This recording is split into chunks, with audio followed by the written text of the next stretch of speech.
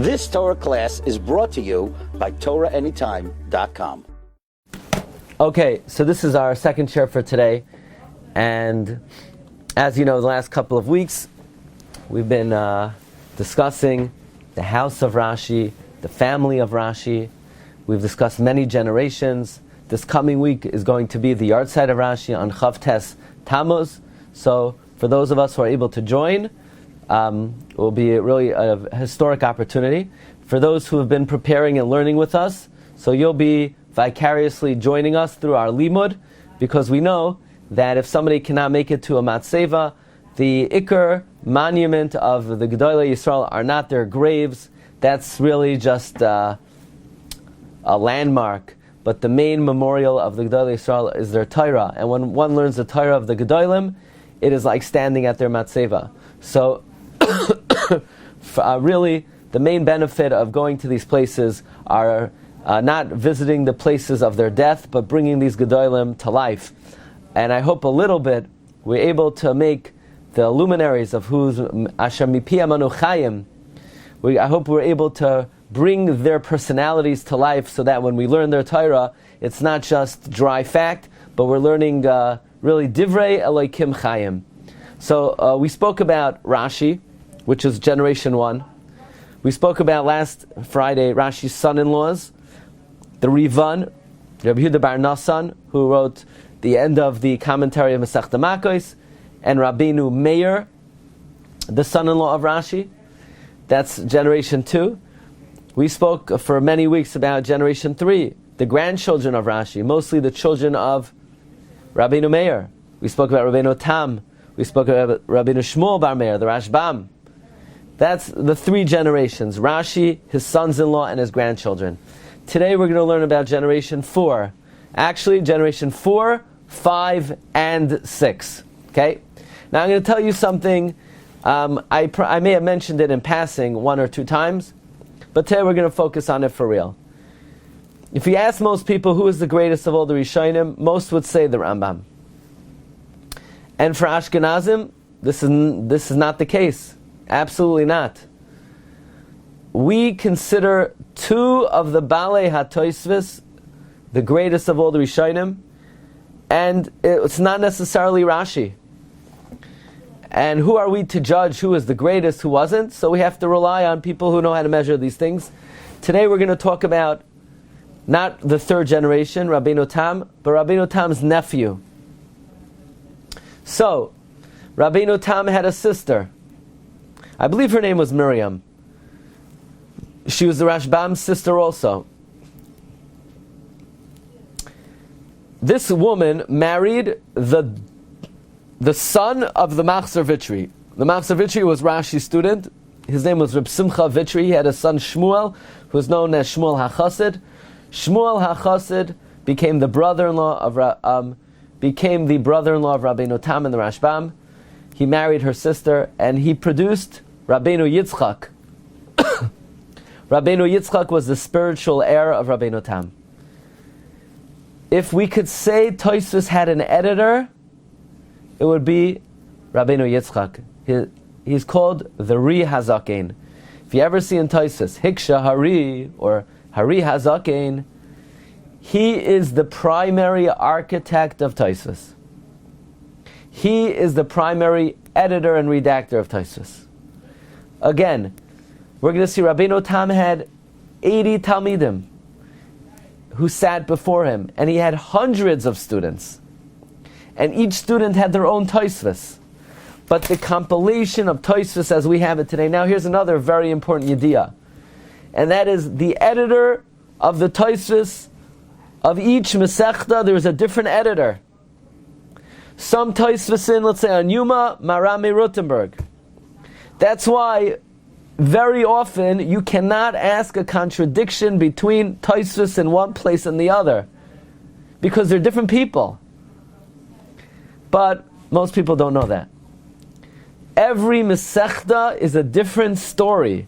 Tosfos in every Masechta is a different editor. But the main architect of Tosfos is the Hazakein.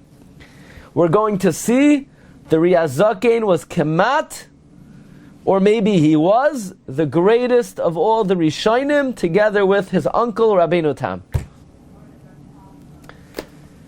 The Chidah says that Rabbeinu Yitzchak Bal HaTosfos, who's the Ri Bar Shmuel, he's the Ri Hazakein.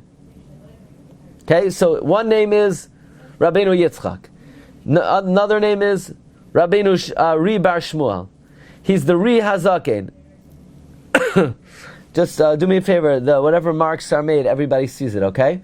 V'hu ben Achos Rashbam Rabbeinu Tam. He's the son of the sister of the Rashbam Rabbeinu Tam and the Rivam. And he is the grandson of the daughter of Rashi. Meaning Rashi had a daughter. Her name was Yocheved. Yocheved had a son. Yocheved had a daughter, Miriam, and Miriam had a son, Rabbeinu Yitzchak. Very simple here. Rashi's son-in-law, Rabbeinu Meir, had four sons and one daughter, or at least one daughter. Rabbeinu Tam, the Rashbam, the Rivam, Rabbeinu Shloimeh, and their daughter married Rav Shmuel HaChassid, and that produced Rashi's great-grandson, the Ri Hazakein. Now, the Ri Hazakein had a son, Rabbeinu Elchanan. Okay, we're going to talk about him because he was the son of the Ri Hazakein. He's already 5th generation. So the Ri Hazakein is 4th generation. Ri Hazakein is the grandson of the Machzor Vitri. The Ri Hazakein himself says, it's brought in the Mordechai, in the beginning of Moed Katan, Zalshan Re'isi b'Machzor Vitri, Sim Zakeni Rabbeinu Simcha Mitamid Rashi Ayin Sham.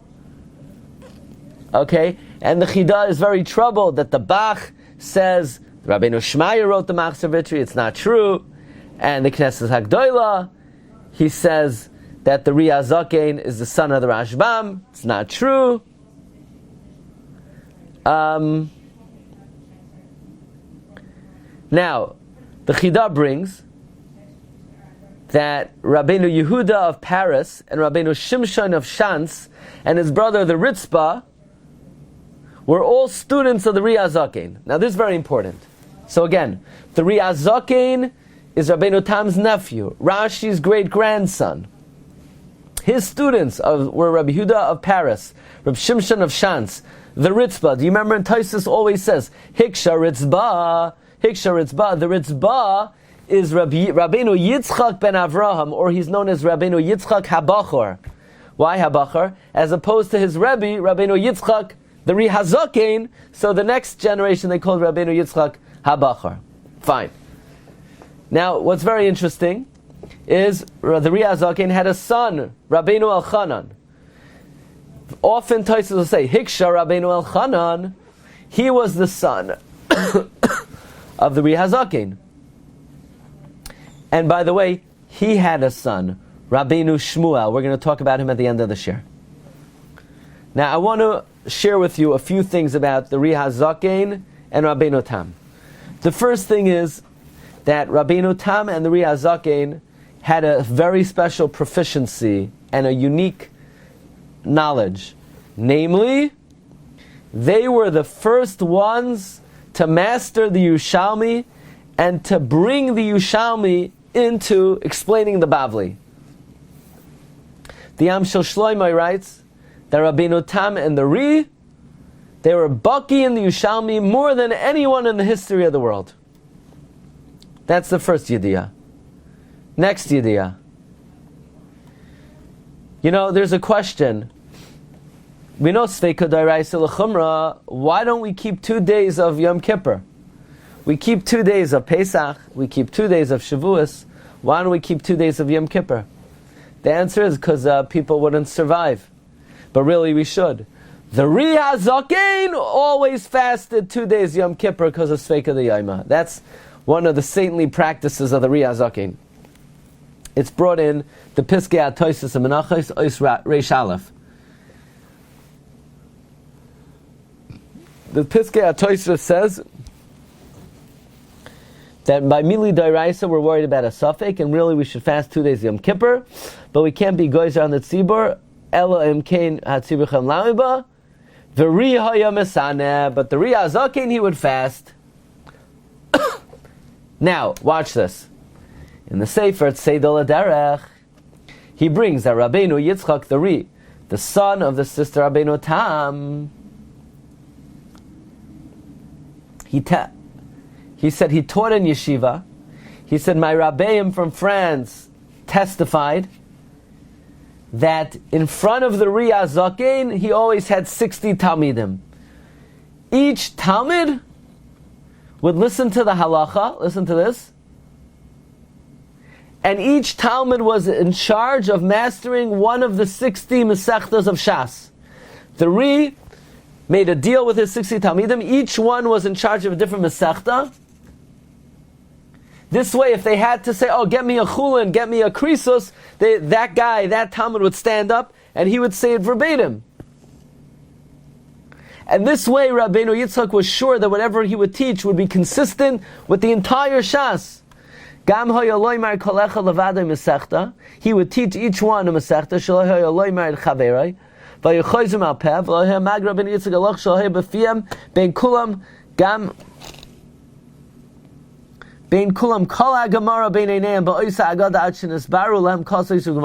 Meaning, Rabbeinu Yitzchak made sure that when he would give Shiur, everything he said was consistent with the whole Shas.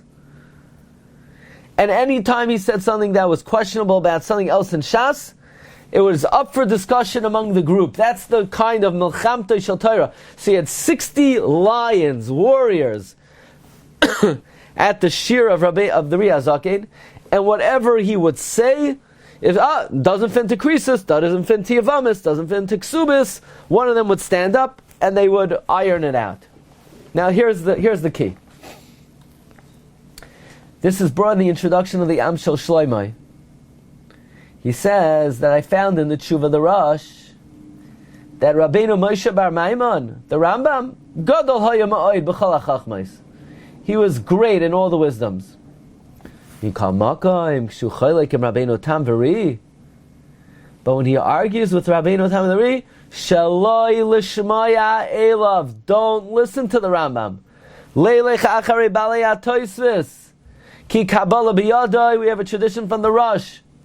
Rabbeinu Tam, V'ri Atzarfasim, Rabbeinu Tam and the Ri, Hayu Gedoilim, B'chachma, they were wiser than the Rambam, Uveminyan, and they had more students than the Rambam. That is the tradition of Ashkenazic Jewry. So sometimes people get an inferiority complex when they get, the Sfardim, they had the Rif, they had the Rambam, yes. And who are we to even evaluate the brilliant brightness of such luminaries? However, the Am Shel Shloimeh says that we have a tradition from the Rosh that as bright of a sun that the Rambam was, the divine light of Rabbeinu Tam and the Ri was even brighter. By the way, I'll show you the lashon of the Rosh. My friend Reb Shlomo Margarefta showed me the Ritva. The Ritva Psachim says, and now we understand the Ritva was a Sfardi. He says, Ein lanu gadol b'rabbanim mi Moshe Rabbeinu shadan kain. We don't have anyone greater since Moshe than the Rambam. That's what the Sfardim say. We say, yeah, we do. Rabbeinu Tam and the Ri. The Rosh writes, Yoiser yesh lanu lismay chalei me'al divrei Rav Moshe, because the Rambam writes divrei nevuah b'loi raya. You hear this? Because when the Rambam writes halacha, he doesn't cite his sources. So as great as the Rambam was, greater is someone who tells you where he gets it from. And Tosfos always quotes the Gemara he got it from. The Rambam, we don't know where he got it from. In fact, legend has it that the son of the Rambam challenged the Rambam on that, and the Rambam regretted doing that. But that's what the Rosh says. The Rosh says that the words of the Rambam, we don't know what the source is. And Rabbeinu Tam and the Ri were muflagum yoser b'chachma v'minyan. Not that I could be machriya, says the Rosh, But I'm just telling you my tradition.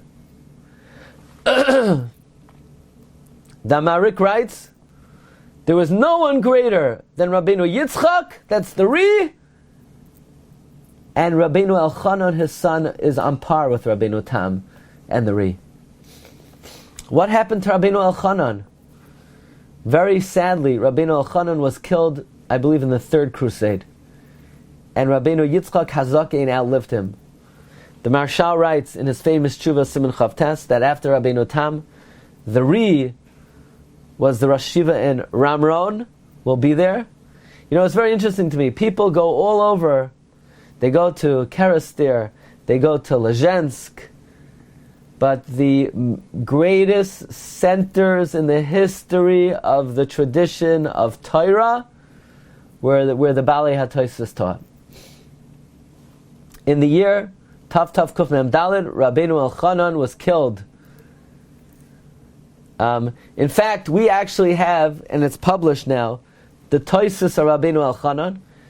You know, the Gemara in Avodah Zarah refers to Rome as Roimi Chayeves. Roimi, the ones that are Chayav, meaning they're obligatory. In other words, they're wicked. So usually we say they're wicked because they murder Jews. Rabbeinu Elchanan says, you know why Rome is considered wicked? Because of one particular act that they did. Not because they destroyed the Beis Hamikdash, but because they killed Rabbi Chanina ben Tradion. Isn't that amazing?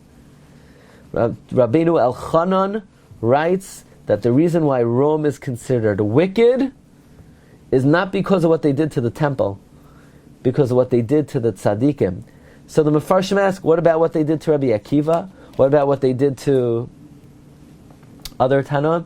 Well, what they did to Rabbi Chanina ben Tradion was in a way the worst, because he was wrapped in the Sefer Torah. So Marv Rabbi say, that's the Ri Hazakein. I think, when you see a Tosfos quoting the Ri Hazakein, it's a Tosfos asks. Tosfos asks, this is the greatest of all the Rishonim. Now, the Ri Hazakein had a number of Talmidim. One was Rabbeinu Yitzchak bar Avram of Shans. The Ri Shans. Here, let's see. Now,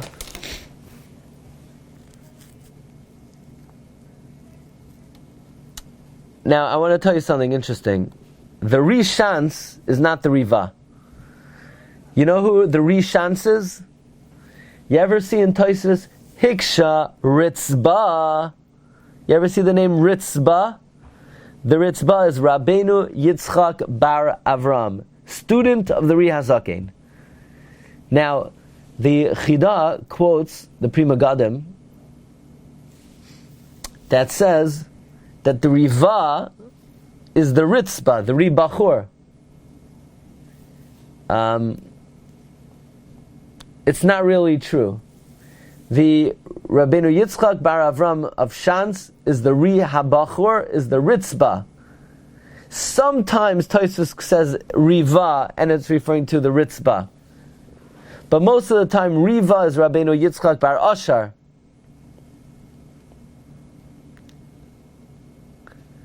So the Ritzba, you ever hear of that name? I'm sure you've come across the Ritzba. The Ritzba is a student of the Ri Hazakein, Rabbeinu Yitzchak bar Avram. He had a brother from Shans, Rabbeinu Shimshon bar Avram, also student of the Ri Hazakein.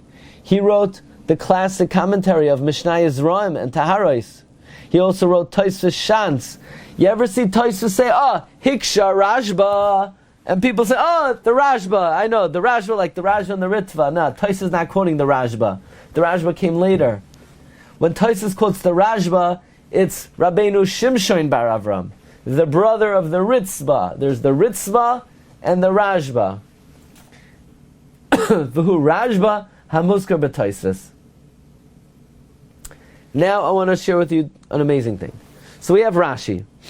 We have his two son-in-laws, the Rivan and the Rabbeinu Meir. We have the third generation is Rabbeinu Tam, the Rashbam, the Rivam,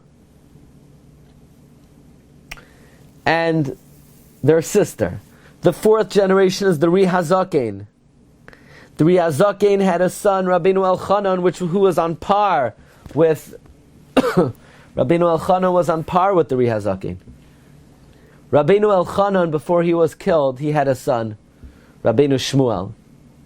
He's Rabbeinu Shmuel, then Rabbeinu Elchanan, then Rabbeinu Yitzchak. He is the author of Tosfos on Moed Katan. Okay? Every Tosfos on Moed Katan was redacted by 6th generation from Rashi. And really what I want to bring to your attention is each Masechta had different editors of Tosfos.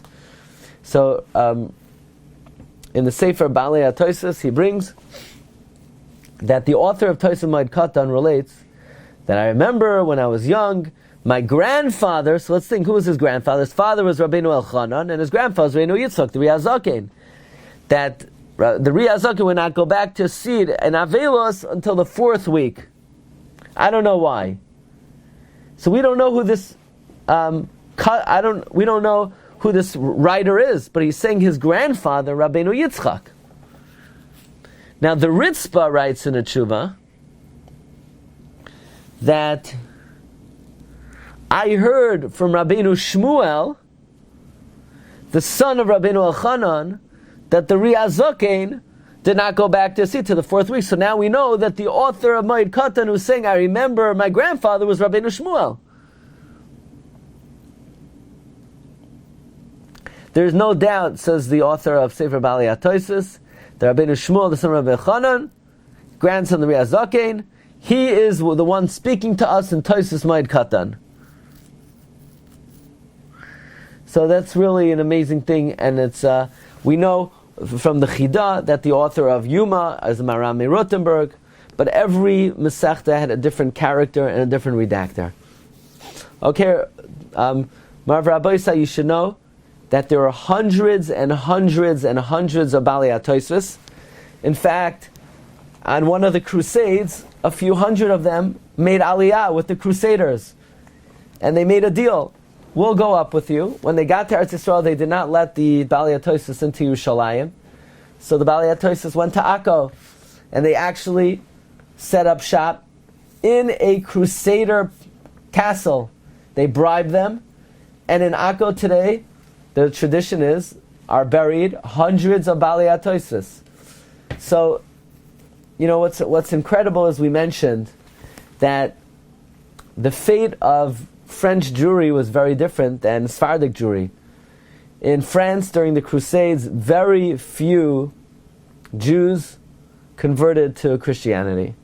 As opposed to in the Sephardic lands, there was rampant conversion.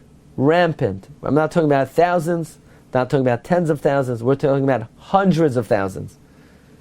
So clearly, the Gedolim in France really impacted French Jewry in an incredible way, whether it was because of their very in-depth style of learning, or the fact that there were literally hundreds and hundreds of Gedolei Ma'orei Balei HaTosfos, but they were the backbone of the Messiah of Klal Yisrael through the Balei HaTosfos, and I hope some of their names will be a little bit more meaningful to us. I wish everybody a wonderful Shabbos. And there will be Shiur B'ez Hashem Monday morning. Okay? Kol Tov everyone. Agun Shabbos. Thank you. Kol Tov everyone. Shabbos. Shabbat Shalom. Kol Tov.